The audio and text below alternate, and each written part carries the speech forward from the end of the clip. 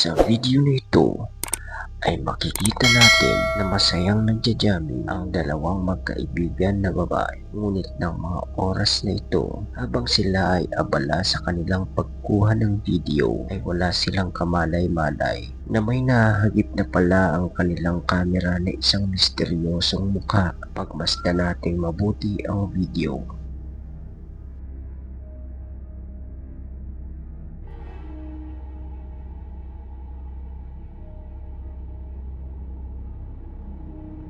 Sa video ay mapapansin natin na tila ba ay may nakasilip na isang muka sa hindi kalayuan, na tila ba ito ay nagmamasid lamang sa dalawang babae sa kanilang ginagawa. Ngunit ang malaki kong katanungan, isa nga ba talaga itong kaluluwa o isa lamang ilusyon na naghugis mukha sa kamera? May mga nagsasabi na baka ito raw ay kaluluwa ng isang bata na nalunod sa swimming pool na ito maraming taon na ang nakalilipas. Ngunit ikaw, kaibigan, ano sa tingin mo? Ikaw na ang bahalang humusga.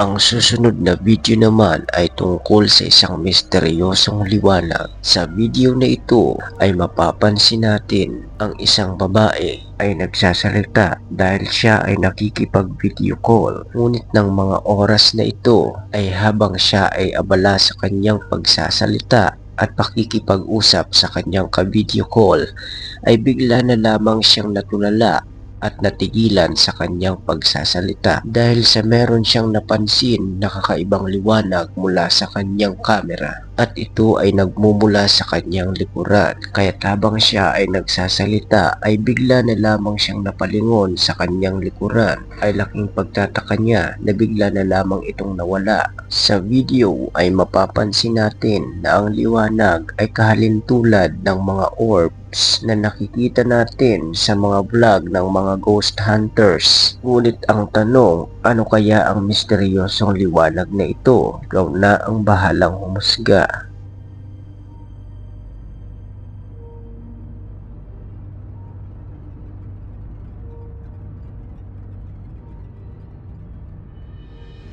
Ang magpartner naman na ito ay nagkasundo na maglagay ng isang CCTV mula sa loob ng kanilang bahay upang mamonitor ito araw-araw. Ngunit sa paglipas ng ilang mga araw ay laking gulat nila ang kanilang nakita nang chinek nila ang video ng kanilang CCTV.